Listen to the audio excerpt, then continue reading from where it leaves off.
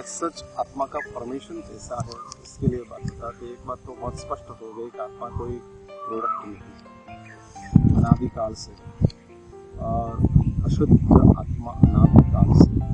हालांकि आत्मा का स्वभाव शुद्ध है, फिर भी इस विषमता है, इस विचित्रता है, अनादिकाल से बनी हुई आत्मा अशुद्ध है। जिसने अशुद्ध बनाई उस सब चीज़ों में कोई स्पेसिफिक रीज़न दे सकते नहीं है, क्योंकि ऐसा कोई रीज़न नहीं है। लेकिन इस आत्मा अनादिकाल से इस संसार में अशुद्ध बनकर रही है। अशुद्ध ही क्या चीज़ है, तो जो आत्मस्वरूप को बिगाड़ने का प्रयत्न कर रही है, इसके बारे में पीछे से सोचेंगे। पहला हम ये सोचना चाहते हैं इस आत्मा का स्वरूप क्या है। तो इधर मैं दो तरीके का स्वरूप की बात बताऊंगा। एक आत्मा का शुद्ध स्वरूप, जिसको हम शुद्ध बुद्ध निरंजन निराकार निर्विकार। गीता में श्री कृष्ण अर्जुन को जब ये आत्मा तत्व की बात चल रही थी, तो श्री कृष्ण अर्जुन ने श्री कृष्ण को सवाल पूछा कि प्रभु आप आत्मा की बात बता रहे हो, तो आत्मा है कैसे? और तब श्री कृष्ण ने गीता में अर्जुन को कहा, नैनम चिन्नन्ति शस्त्राणि नैनम भवति पावकः। ऐसी बात बता के श्री कृष्ण अर्जुन को कहते हैं अछेद्योऽसि अभेद्योऽसि अजाड्योऽसि। ये आत्मा अछेद्य है, कोई तलवार वगैरह से उसका छेदन नहीं होता है। अभेद्योऽसि, भाला से उसको भेद नहीं कर सकते हो, अलग नहीं कर सकते हो, और आग से उसको जला नहीं सकते हो। आत्मा अछेद्य है, अजाड्य है, अभेद्य है। वैसा एक उसका बाह्य स्वरूप हुआ, और उसका आंतरिक स्वरूप जो है शुद्ध है।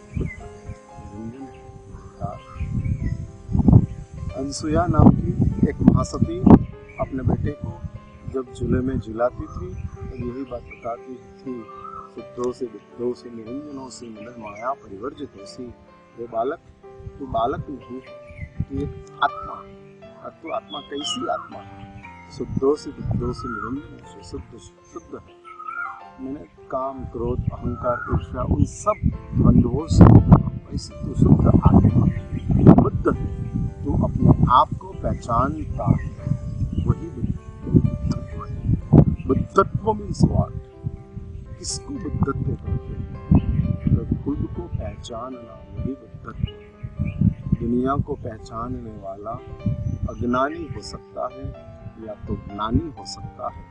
सर्वज्ञ वो है जो खुद को पहचानता है, और खुद को पहचानना वही सर्वज्ञता है। शुद्धोऽसि बुद्धोऽसि, बुद्ध है, शुद्ध है, और निरंजनोऽसि, कोई प्रकार का लेप, मीन्स अंजन मीन्स लेप, कोई प्रकार का लेप दोष तेरी आत्मा के ऊपर लगाने, काम, क्रोध, अहंकार, राग, द्वेष, ईर्ष्या, ये सब लेप है, और उस लेप से तो मुक्त है।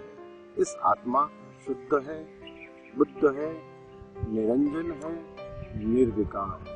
उसका खुद का कोई विकार नहीं है, वैसा आत्मस्वरूप है। और आत्मा का प्रदेश जैन शास्त्रकारों के हिसाब से असंख्य आत्म प्रदेश है। प्रदेश मीन्स विभाग। इस आत्मा में छोटे छोटे छोटे छोटे इसको अलग करते जाओ, अलग करते जाओ, मानसिक रूप से, बौद्धिक स्तर से आप उसको अलग करते जाओ, तो वो कितने हैं, असंख्य डिवीजन में, असंख्य पार्ट में उसको हम दिखा सकते हैं। हालांकि इस आत्मा कभी अलग होती नहीं, कभी नहीं होती है, एक साथ में ही रहते हैं। लेकिन उसका छोटा छोटा छोटा छोटा अवयव करते जाओ, ऑर्गन्स बनाते जाओ, मॉलिक्यूल्स अलग करते जाओ, तो उसका लास्ट मॉलिक्यूल्स को प्रदेश कहते हैं। वैसा असंख्य प्रदेश अपनी आत्मा में जुड़ा हुआ है। फिर उसका दूसरा एक स्वरूप है, वो अरूपी है। उसका खुद का स्वयं कोई रूप नहीं है, अरूप।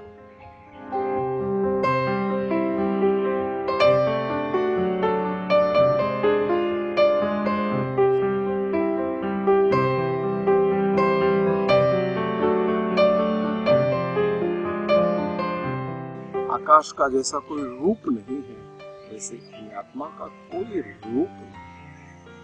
कल्पना कर लो, इस संसार किस बात का चल रहा है, तो रूप से संसार है। रूप खत्म हो गया, संसार अपने आप खत्म हो जाता है। फिर संसार में कुछ नहीं बचता है। और तीसरी बात इस आत्मा का बताते हैं कि आत्मा का शुद्ध स्वरूप में असंख्य प्रदेश है, अरूपी है, अनंत, जिसका कभी नाश नहीं होता।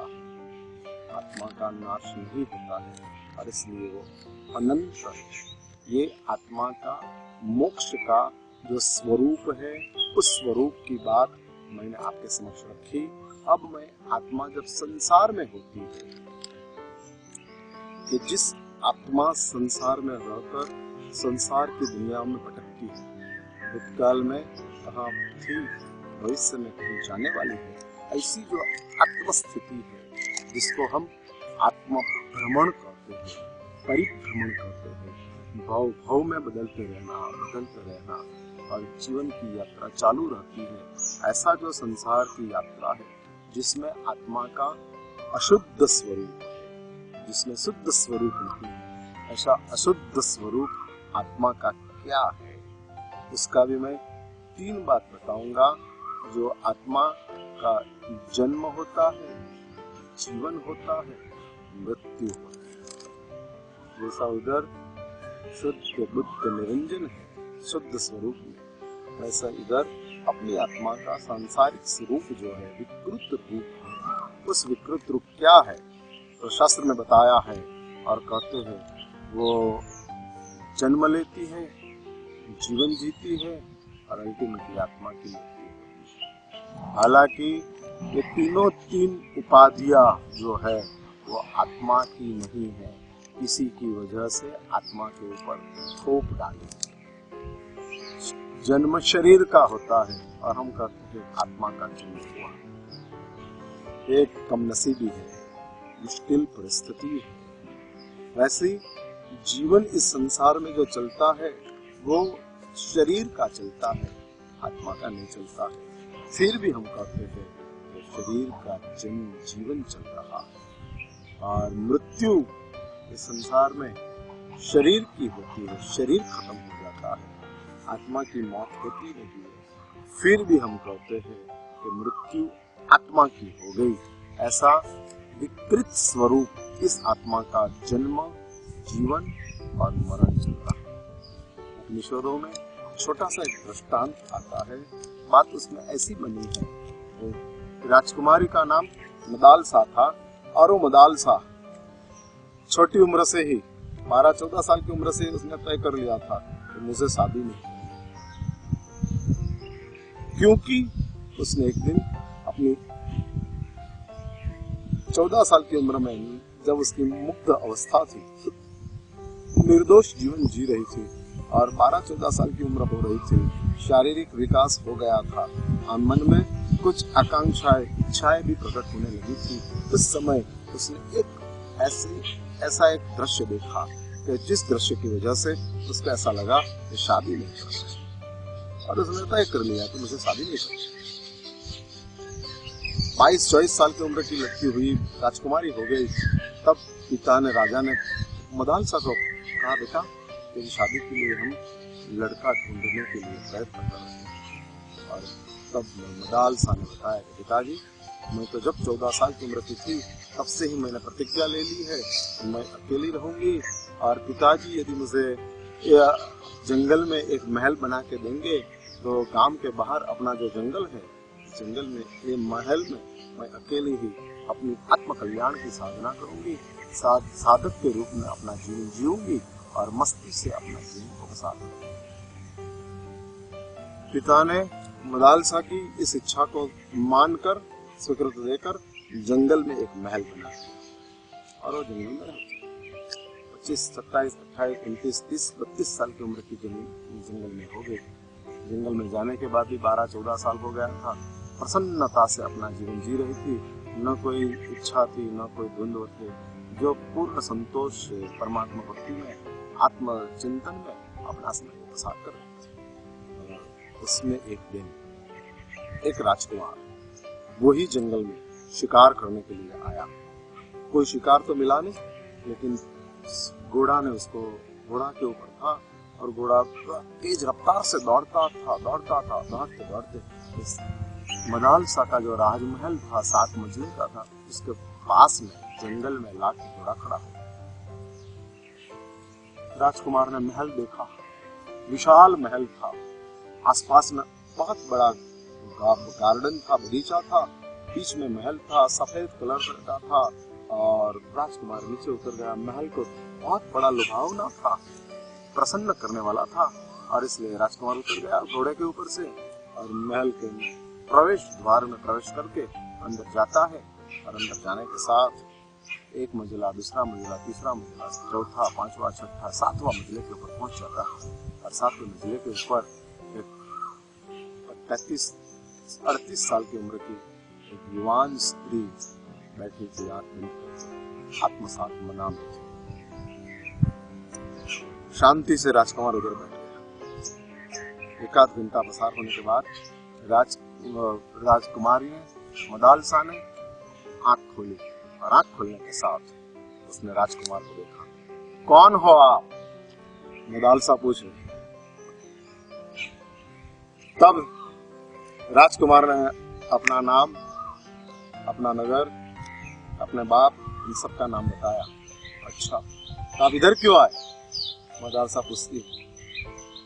शिकार के लिए निकला था, तेज रफ्तार से घोड़ा दौड़ा और इधर तक आ गया हूं।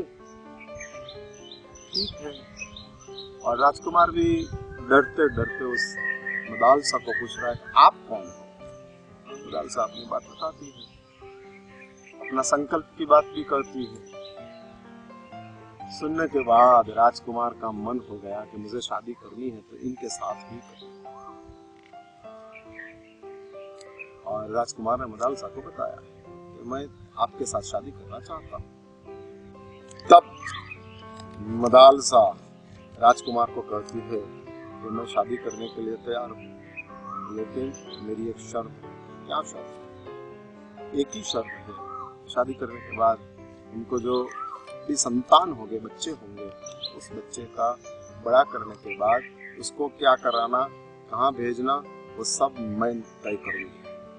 आपकी सलाह मानूंगी, लेकिन निर्णय मेरा रहेगा, और मैं जहाँ उसको भेजना चाहूंगा वहाँ वो जाएगा। ठीक है, जैसे आपकी इच्छा। शादी हो गई, 5 संतानों की माता बन गई। 5 संतानों को उसने सन्यासी बना दिया और जंगल में भेज दिया।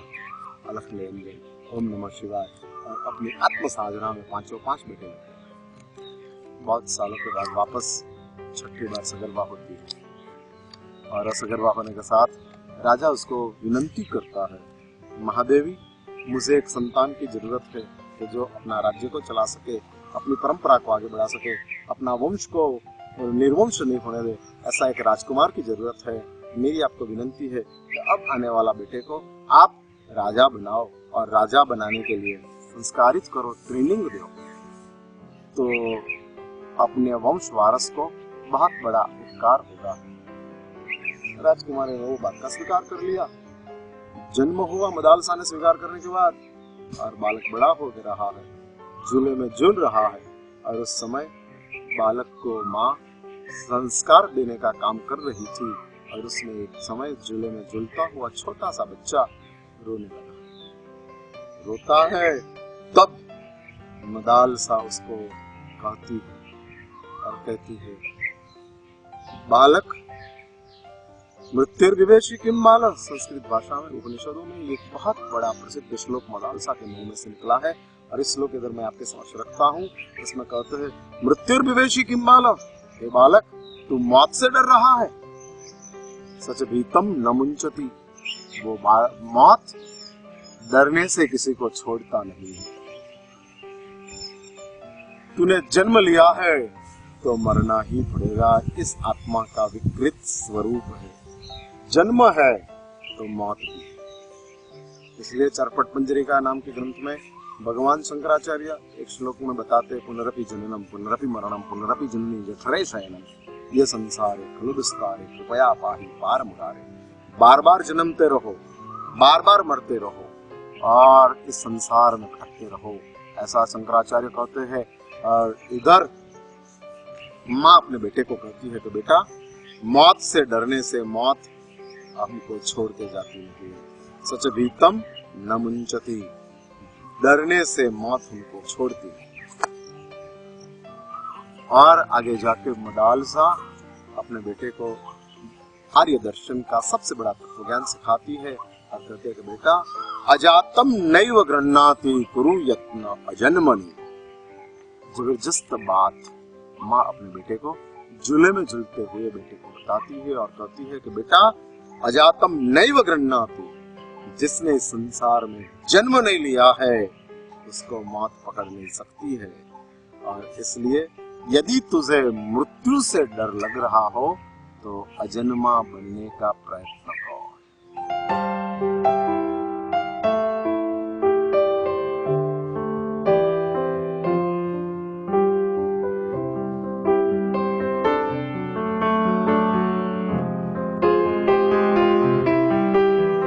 जन्म, जीवन और मृत्यु ये अपनी आत्मा की विकृति है, विकृत स्वरूप है। और इस विकृत स्वरूप से मुक्त होना वो मानव जीवन का श्रेष्ठ कर्तव्य है, श्रेष्ठ लक्ष्य है। और इस विकृति के साथ साथ और भी 3 बात मैं बताना चाहूंगा और बताऊंगा कि इस आत्मा की 3 विकृति है। फिर से याद करो, जन्म है, जीवन है, मृत्यु है।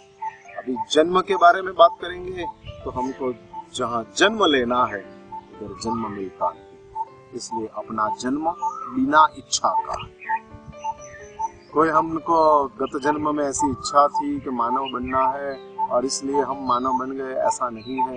ये तो फ्लूक में मानव जीवन मिल गया, चलते चलते निकले थे, रास्ते में मानव जीवन मिल गया और हम मानव बन गए। ऐसा कोई हमारा संकल्प नहीं था कि हमको इंसान बनना है। इसलिए अपना जन्म, फिर वो पशु का जन्म हो, नरक की दुनिया हो, देव की दुनिया हो, जहां भी जन्म होता है ज्यादा करके अपना जन्म इच्छा बिना का।